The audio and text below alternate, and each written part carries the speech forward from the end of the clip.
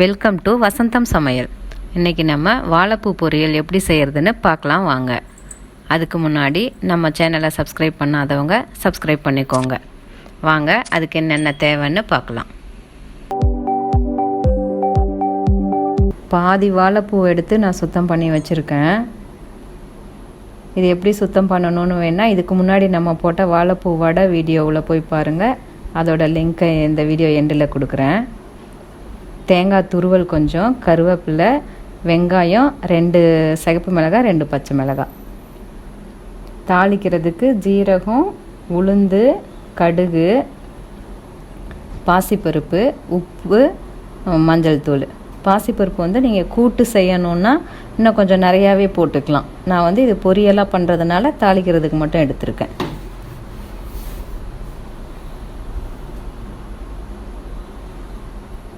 வெங்காயம், பச்சை மிளகாயெல்லாம் கட் பண்ணி வச்சாச்சு.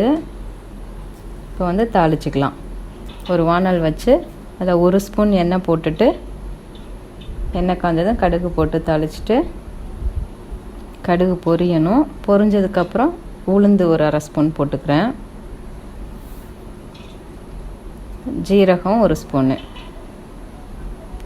இப்போ வெட்டி வச்சுருக்கிற பச்சை மிளகாயும் சிகப்பு மிளகாயும் போட்டுக்கலாம். இதுக்கு கொஞ்சம் காரம் கூடவே இருந்தால் தான் நல்லா அந்த துவர்ப்பு தன்மை தெரியாமல் இருக்கும்.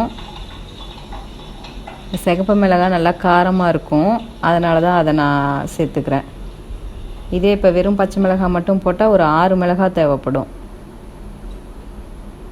கருவேப்பிலையை சேர்த்துட்டு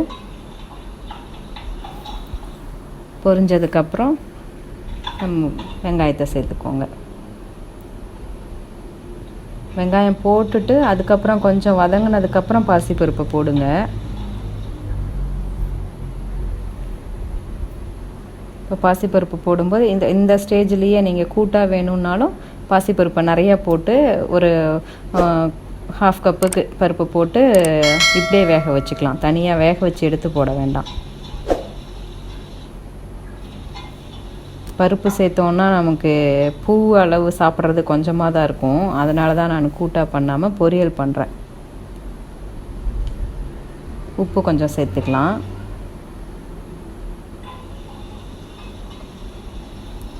இப்போ வெங்காயம் வதங்கிறதுக்குள்ளே சிம்மில் வச்சுட்டு, வெங்காயம் லைட்டாக வதங்கிறதுக்குள்ளே சிம்மில் வச்சுட்டு பூவை கட் பண்ணிக்கலாம்.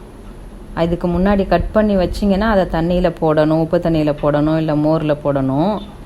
அப்படி இல்லாமல் வெங்காயம் வதங்கிறதுக்குள்ளார டக்குன்னு இதை கட் பண்ணிக்கலாம். பாருங்கள், அப்படி வெங்காயம் வதங்கி தீர மாதிரி இருந்ததுன்னா ஆஃப் பண்ணிவிட்டு கூட கட் பண்ணுங்கள். திரும்ப இதை போடும்போது ஆன் பண்ணிக்கோங்க.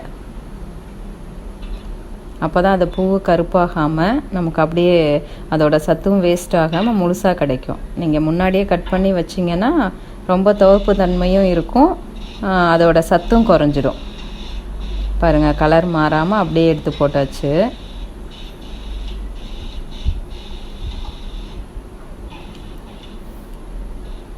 நல்லா கிண்டி விட்டுட்டு மஞ்சள் தூள் கொஞ்சம் சேர்த்துக்கோங்க. முன்னாடி பாதி உப்பு தான் சேர்த்தேன் வெங்காயத்தில். இப்போ மீதி உப்பை சேர்த்து கிண்டி விட்டுட்டு ஒரு 2 நிமிஷம் மூடி வச்சு வேக வைங்க. 2 நிமிஷம் தான் மூடி வைக்கணும். சிம்மில் வச்சு மூடி வைங்க. பாருங்கள், வெந்துருச்சு. இப்போ கிண்டிட்டு நம்ம அந்த தேங்காய் துருவலை சேர்த்துக்கலாம். இதில் தேங்காய் துருவல் போடுறதும் அந்த பாசிப்பருப்பு போட்டிருக்கிறதும் தான் இந்த துவர்ப்பு தன்மை இல்லாமல் காமிக்கும். காரமும் அதிகமாக இருக்கணும்.